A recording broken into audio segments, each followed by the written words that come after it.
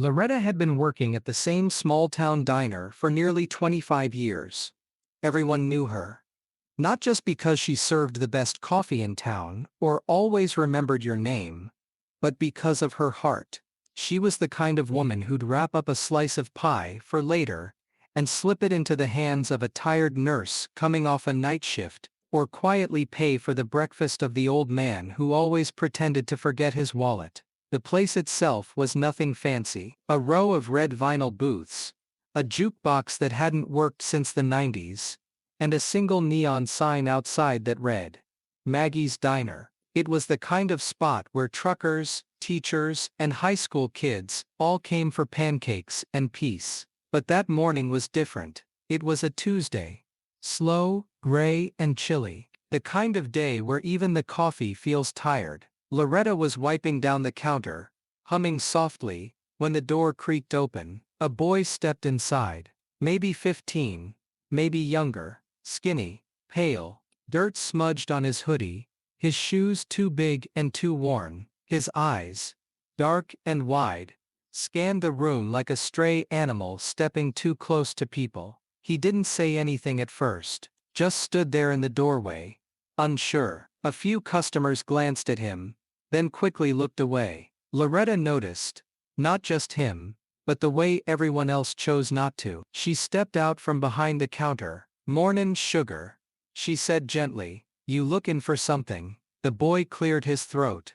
"Just water," he mumbled. Loretta nodded and disappeared into the kitchen, but she didn't come back with just a glass of water. Instead, she returned with a steaming bowl of soup, 2 slices of buttered toast, and a cup of warm tea. She placed them all in front of him at the booth closest to the heater. He stared at the food like it wasn't real. "It's okay, sweetie," she said, taking a seat across from him for a moment. "Eat.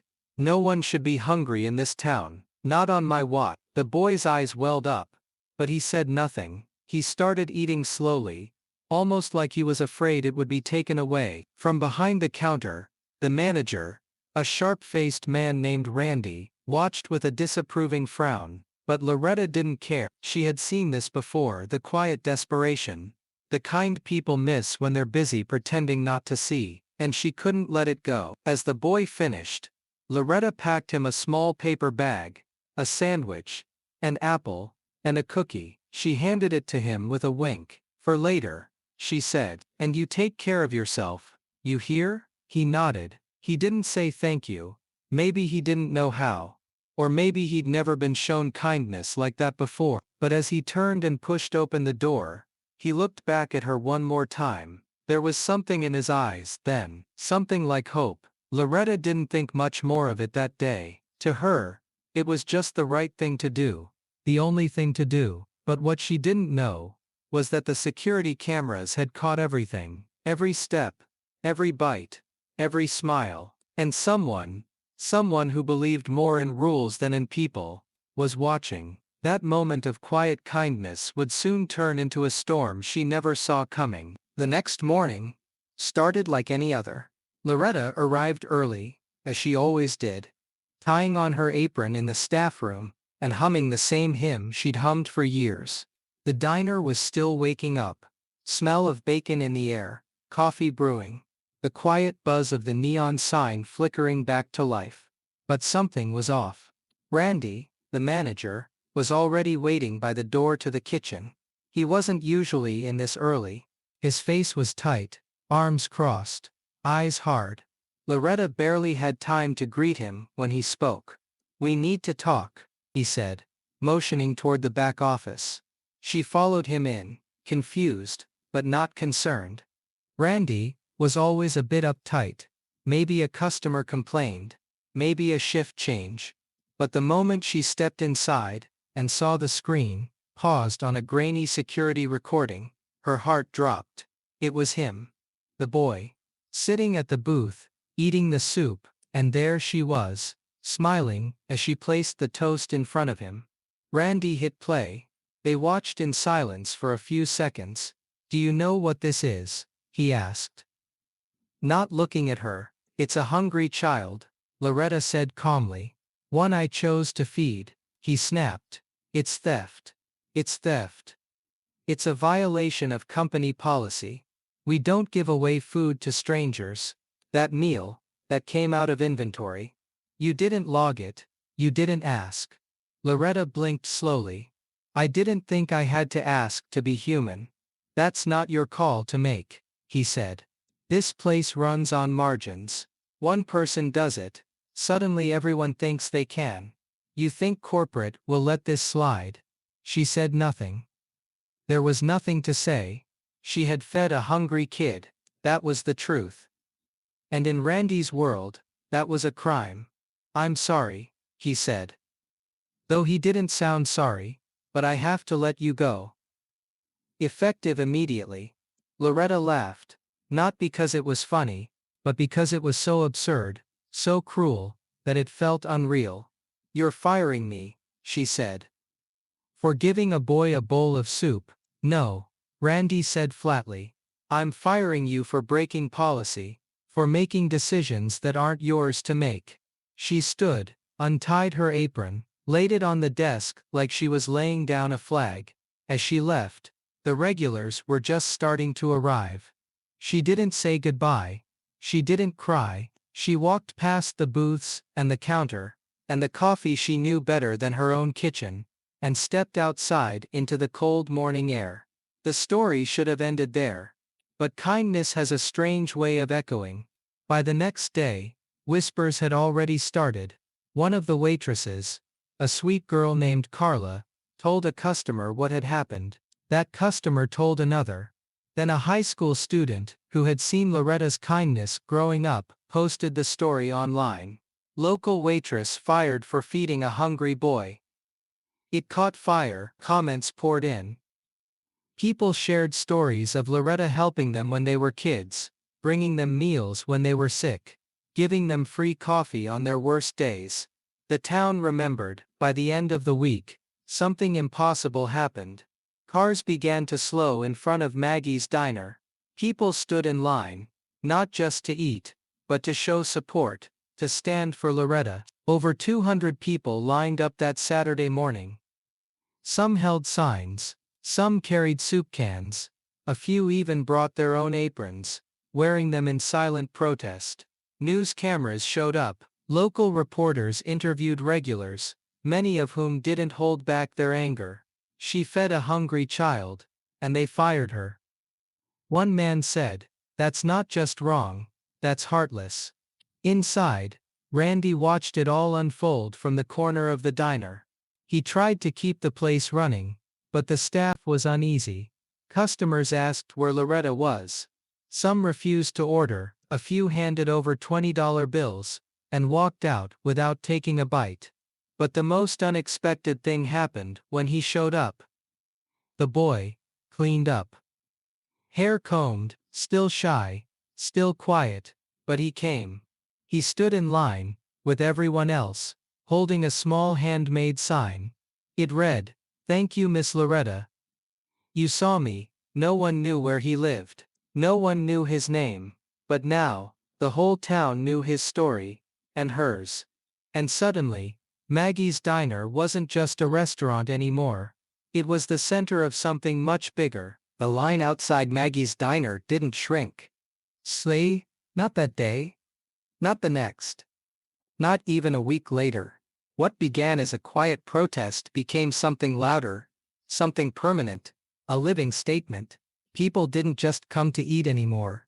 They came to stand, to ask questions, to remind each other what mattered. Inside, Randy tried to hold on, tried to keep the diner running, as if nothing had changed. But everything had. Waitresses called in sick, some of them permanently. Cooks started handing out food without charging. The till didn't ring like it used to, not because business was slow, but because people kept leaving money without ordering. The message was clear. They weren't there for pancakes, they were there for Loretta. And she stayed quiet. Loretta didn't do interviews, she didn't post statements, she wasn't seen downtown for a while. She spent her days in her little house just off Main Street, drinking tea by the window, unsure what to make of the sudden wave of attention. She had fed that boy because he was hungry, not because she wanted a headline, Not because she expected applause, but then something arrived in her mailbox. A small envelope, no return address. Inside was a handwritten letter. Miss Loretta, I don't know if you remember me, but you gave me soup and toast when I hadn't eaten in 2 days.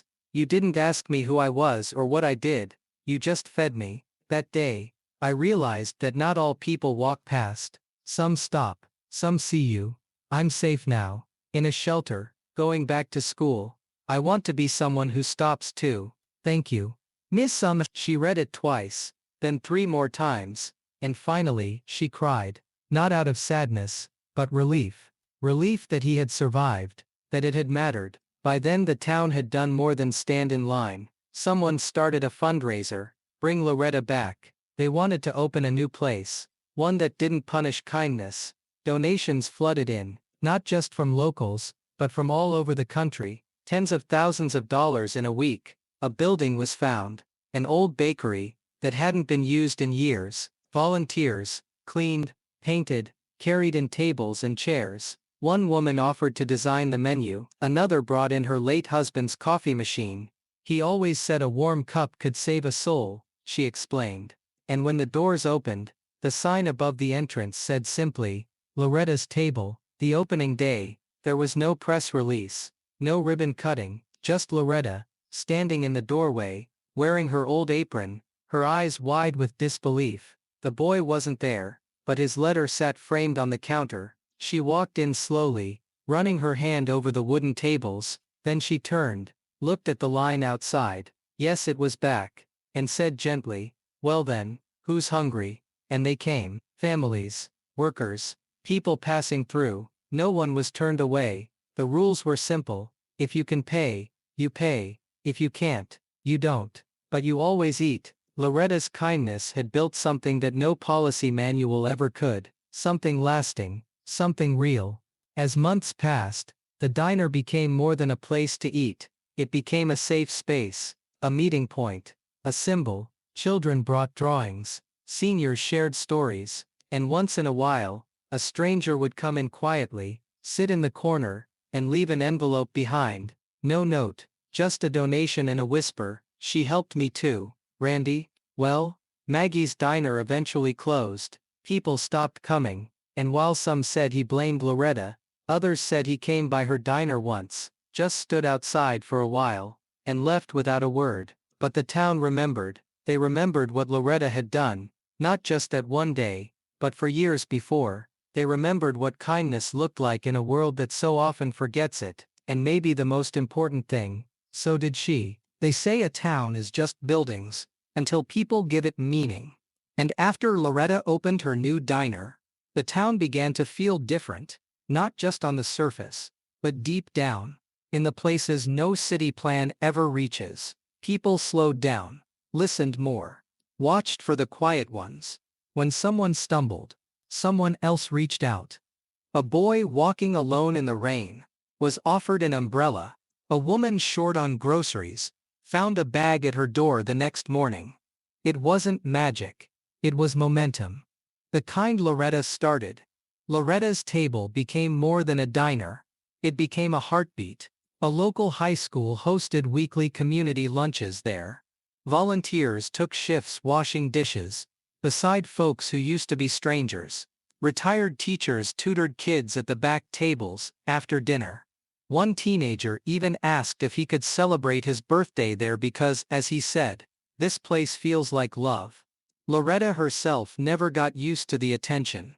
When people tried to honor her with plaques or speeches, she always brushed it off with a chuckle. All I did was make some toast. But deep down, she understood now. It wasn't the toast. It was the choice. One night, months after the diner opened, Loretta closed up late. The chairs were stacked. The lights dimmed. She stepped outside into the cool air and paused.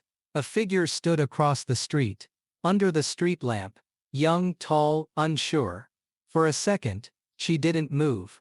Then he did. He crossed the street slowly, hands in his hoodie, and stopped in front of her. His voice was quiet, almost fragile. I didn't know if I should come. I didn't want to mess things up. Loretta looked at him. eyes a little older than she remembered, but still hungry in a different way. Are you hungry now? She asked softly. He shook his head. No, I just wanted to say thank you, in person. She nodded, her eyes misting over. I'm glad you did. They didn't need many words. Sometimes presence is enough. She invited him in, and they sat in the silence of the closed diner, sipping warm cocoa as the city night hummed around them. When he left, he hugged her. I start college next fall. He whispered. She smiled. Go build something beautiful. And he would. As time passed, others carried the torch. A young woman, who once ate at Loretta's table, opened a shelter in the next town. A former dishwasher became a youth counselor. People began seeing service, not as duty, but as inheritance. Even after Loretta eventually stepped back, her knees not what they used to be. The diner kept going. A new manager took over. Same rules, same heart. And above the counter, in a simple frame, sat the original letter. Below it, a new note had been added in neat handwriting.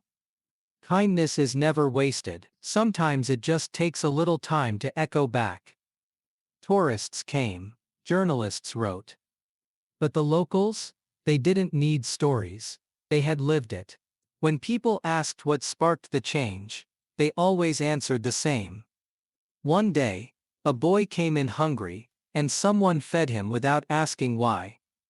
That was all it took. One moment, one plate, one person, who chose compassion over policy, and in that small act, an entire town remembered what it meant to be human.